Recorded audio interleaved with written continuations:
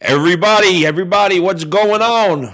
You're watching Grillo's Aftershock XL here on the Grillo's Aftershock XL YouTube network. And today is not only is it Good Friday, but it's a very good Friday because I'm very excited to have a guest here today. I want to explain who this guest is before I bring them on. Everybody knows, or if you don't know, now you know. My high school career was based on my wrestling. I started wrestling as a freshman, and then I went into college, and then I coached for 5 years. And wrestling has made me who I am. And I would not be sitting here talking to you if it wasn't for wrestling, or because of people like my next guest, who was my senior year, my high school wrestling coach. He came on when there was no coach. My coach for freshman, sophomore, and junior year had a falling out with the faculty, and he had to leave. So this man right here, Bob Myers, came on and saved the wrestling team from being discarded from the school. And if it wasn't for wrestling, I wouldn't be here talking to you right now. And everybody, I want you to meet my high school wrestling coach, Mr. Bob Myers. What's up, coach? Steve, how are you, buddy? Much better now that we're on EV Mux and not StreamYard. Yeah, that was a little rough. That was a Yeah, little I was blaming your bumblefuck internet, and it turns out that StreamYard is shitting the bed, so we have to do this all over again. But I want to say thank you, Coach, because if it wasn't for you, you came in and saved our senior year. And I've told this story in my book, and I'll tell it again now so people have a better idea. If it wasn't for wrestling, my parents gave me an option in seventh grade whether I wanted to go to Nazareth, stay in Catholic school, or go to public school. And my mother said, I knew if I went to Canarsie, I wouldn't have gone to Canarsie. Everybody that I know went to Canarsie never went to class. They're always outside, smoking cigarettes or weed and everything. And I knew I would wind up being one of those kids, and I knew how important an education was if you ever wanted to get further on in life. And my mother asked me one day, she said, well, your father and I we want to ask you a question. Do you want to go to Canarsie? If you want to go to Canarsie, you can go. But if you want to go to a Catholic high school, we need a reason, but we'll send you if you want to go, if you give us a good reason. And I said to my mom, well, I didn't say if I go to Nazareth, if I go to Canarsie, I'm going to wind up smoking weed all day. I knew if I went to Nazareth, I would be forced an education, and I knew I needed that. So I went to I gave my mother an answer. I said, I think I want to go to Nazareth. She said, well, why? I said, well, because I think when I graduate, on my resume, when I try to get a job, it would look better if I went to Nazareth Regional High School than if I went to just plain old Canarsie. And she said, she was taken back. She was like, all right, well, I guess you're going to Nazareth. If I didn't go to Nazareth, I wouldn't have wrestled. If I didn't wrestle, especially in my senior year, thanks to you, Coach, because you came in and saved us, I wouldn't have been recruited by Hunter College. And Hunter College was 10 blocks away from a very famous radio station called K-Rock. And I figured that the radio station was 10 blocks away, and I walked down the block. I walked up and went up in the elevator, and I stood in the lobby of K-Rock, and my life changed forever. And in fact, I just recently found a picture. Stuttering John put it up of the actual lobby of K Rock. I don't know if you can see it here. There's Stuttering John, Howard, and Jackie. That's the lobby. There's the door right there in the reception area. The moment I stepped in I came out of that elevator right there. Okay, it's Jackie the Joke Man, Stuttering John. It changed my life, and if I didn't wrestle, and if you didn't come in and save my senior year, I would have never worked on the Howard Stern Show. So thank you very much for that, Coach. Well, Steve, thank you. Thanks to you and the Honorable Dwayne Frankson, I went to Nazareth to coach. I wasn't really thrilled in doing it, but you guys were very convincing. And it created a 25-year career for me in the Catholic school system. Nowhere where I ever thought I was going to be. So I want to thank you guys for doing that for me.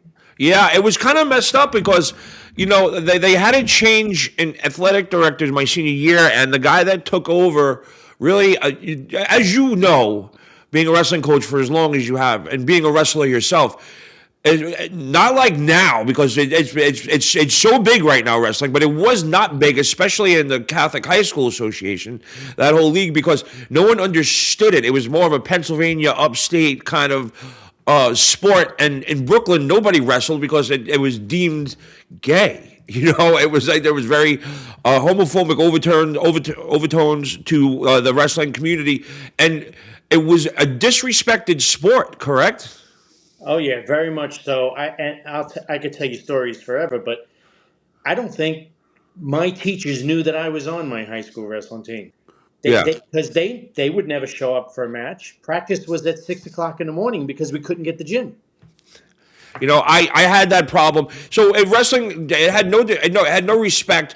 So you know, I worked hard. You know, 3 years. In fact, my junior year, I won the JV city championships and stuff. It was like, and I just realized that you can't just wrestle for the season. You have to wrestle all year round. I wanted to win so bad, and I wanted to be good at it so bad that I realized all the other schools, say outside the Catholic High School League, those guys trained all year round, and they went to tournaments and they did other things, and that's how we met because you used to run the South Queens Boys and Girls Club. What part of Queens was that? Wasn't that was Cypress Hill, right?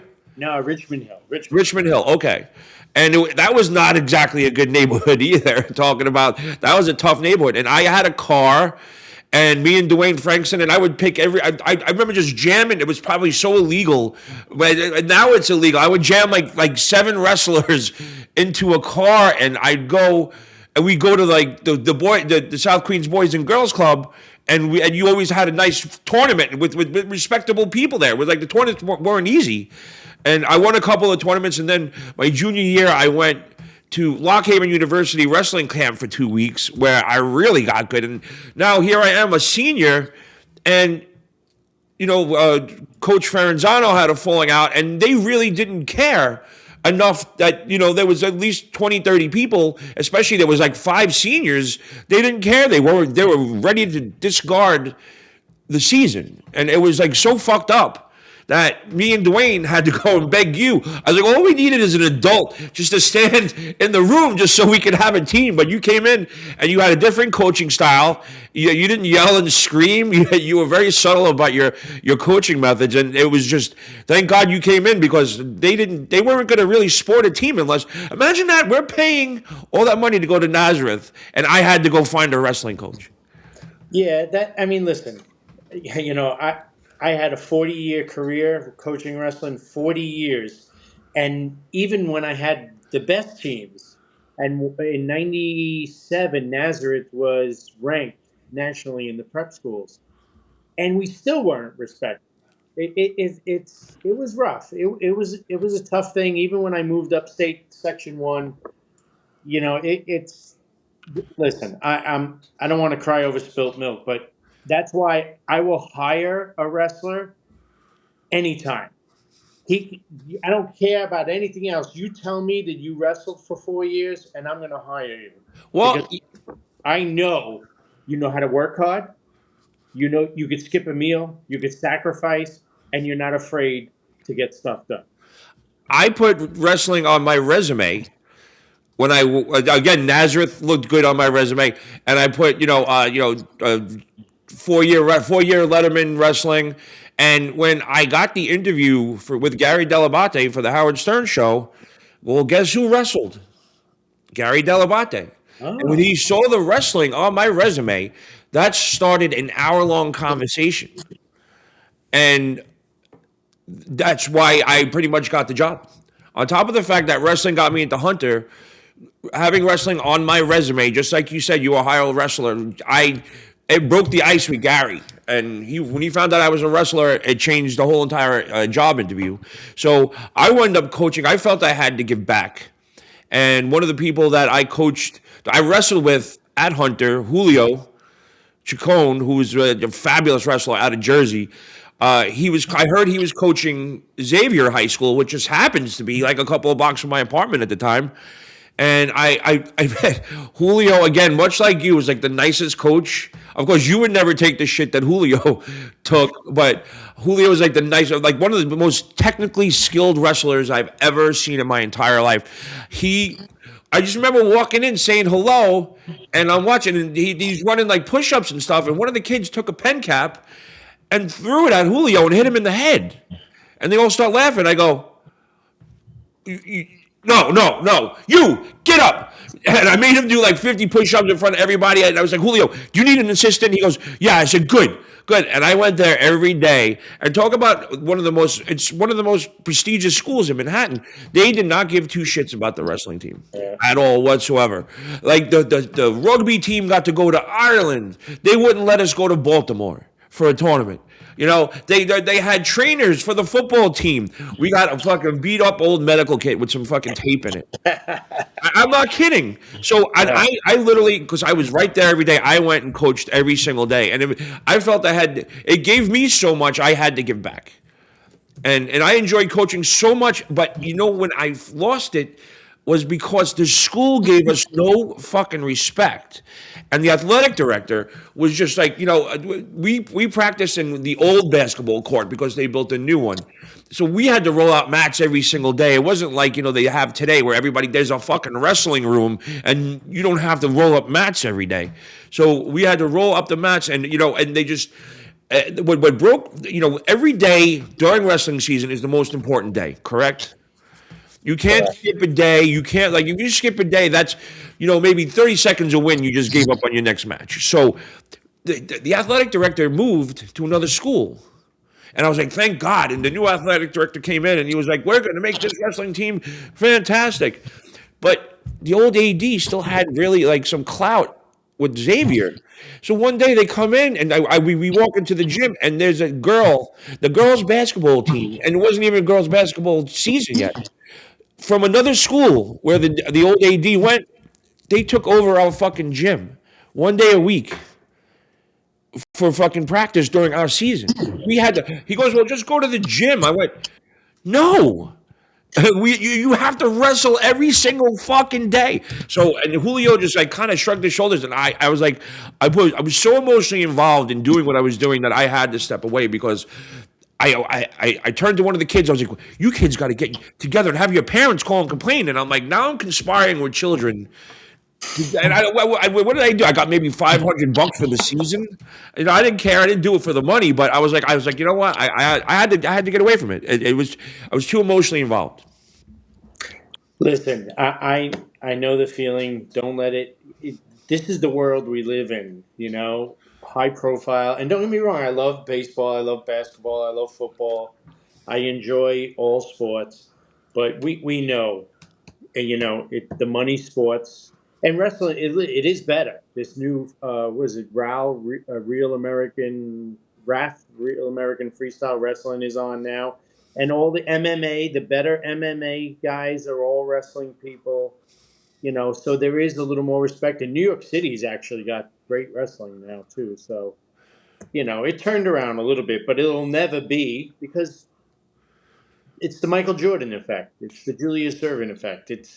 It's so easy to play basketball, and I don't mean that to be offensive to Michael Jordan or anybody else. Yeah.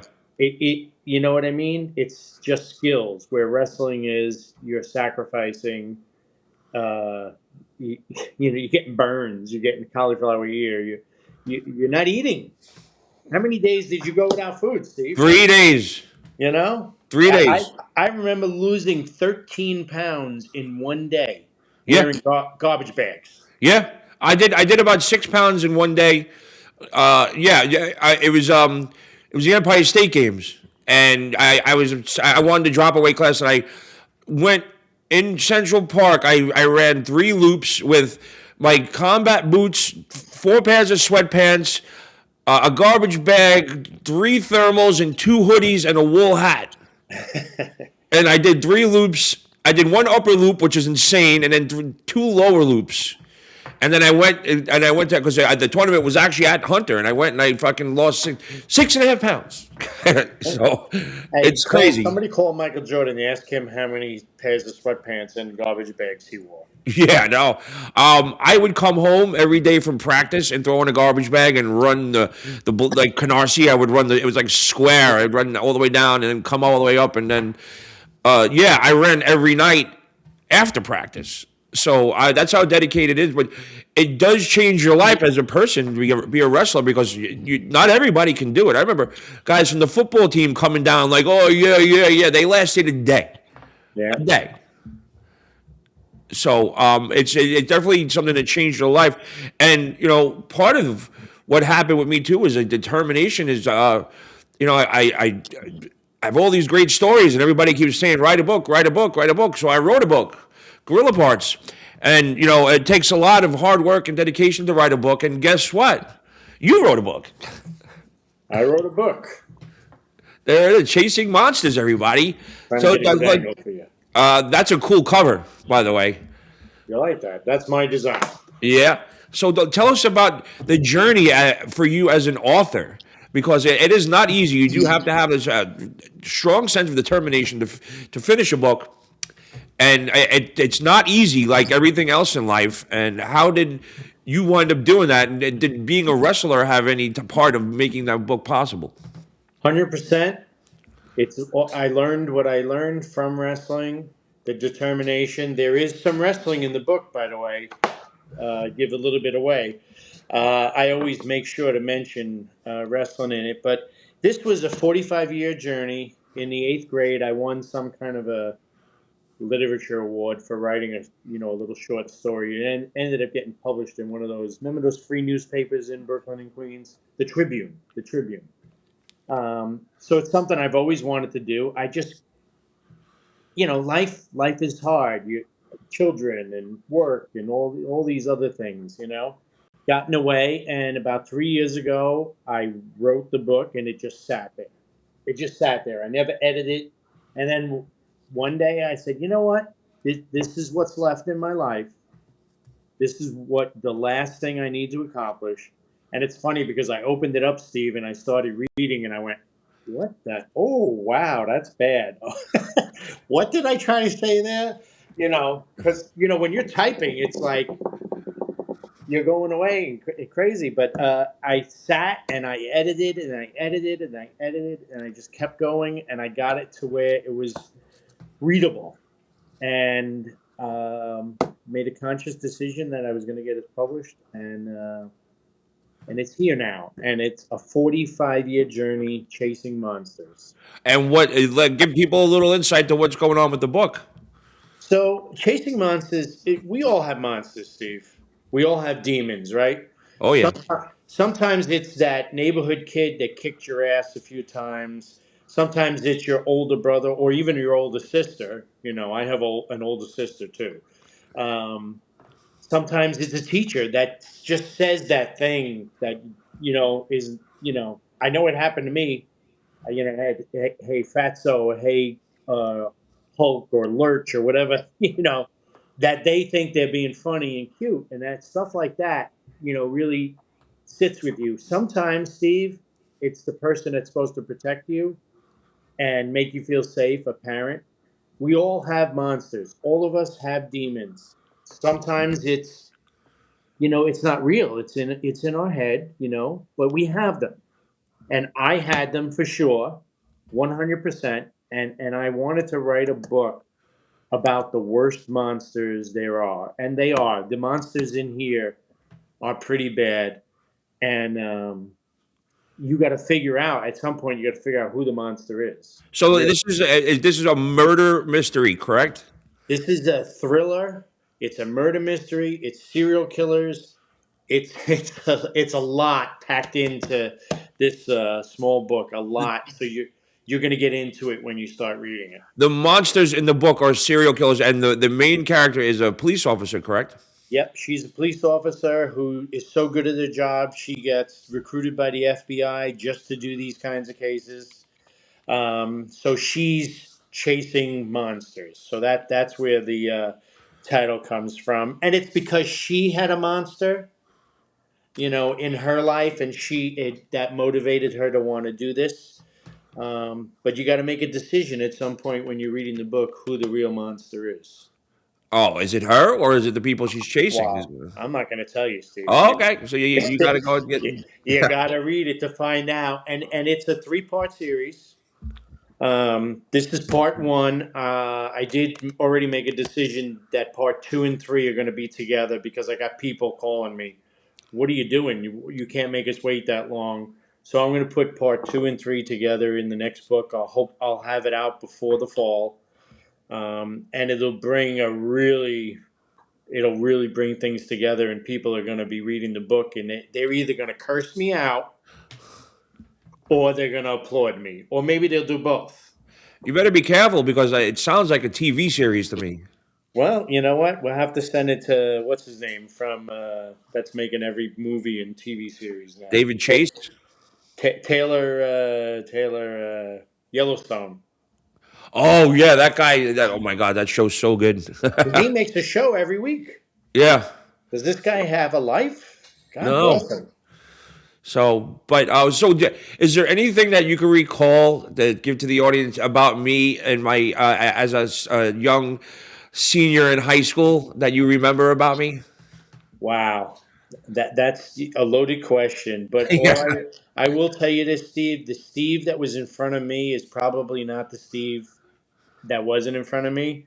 You guys were very good to me, very respectful, you know, and I appreciate that. But what a good bunch of kids. That senior group, God rest his soul, John Pertil. Yeah. Well, Dave was crazy, but Yeah, he was out of his respectful mind. to Dave me. Young, John Patil, Dwayne Frankson. Who else was there? Oh man, that was the very beginning career of Marco Marco Sanchez, Sanchez, who went yeah. on to wrestle for D1 and was All American. And I have the pleasure of saying I was the first person to take him down. And you know, it's funny, a 4-time national champion. Do Yeah. you know? I didn't know he was on the team freshman year. Yeah, yeah, yeah. He was so He was quiet. so quiet and Yeah. off in the corners. And I remember Dwayne and I had this conversation when he won like 8 matches as a Yeah, no, freshman. but he had a And judo background, but he was just yeah, tenacious I and said, quiet is about he it. falling on people? Yeah. Because you couldn't see what he was doing. It was so quick. And then he talk about the Boys and Girls Club. That kid got on that train that summer. Actually, the spring. After wrestling season was over, I saw that kid every single night. 5 nights a week, he was coming to train. And all summer long, I had that kid in my car. We went to tournaments all summer long. And that's the difference, Steve. You said it yourself. Yeah.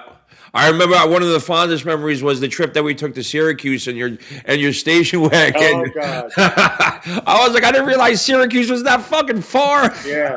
Talk about illegal trips, right? Oh, yeah, I know. Station wagon. Oh my God, we had so much fun. That was a great weekend. We had a lot of good times. So the Boys and Girls Club was like one of the coolest places, like I remember because like I would pick everybody up. I was so happy to have a car. And that was the last car I ever had, believe it or not. I was so happy to have a car. I didn't care. I picked everybody up and I dropped everybody off. And I back then it wasn't a big deal, but it would be illegal now. How many people? It was like a fucking clown car. I had like 8 people in my car. And we'd all go to the Boys and Girls Club to practice or for a tournament. But is that space still there? They actually just tore that part of the building down and built a new wing. The place is gorgeous now. Oh, is it still? Wait, that used to be a movie theater, right? I don't know what it originally was, but it was a very strange.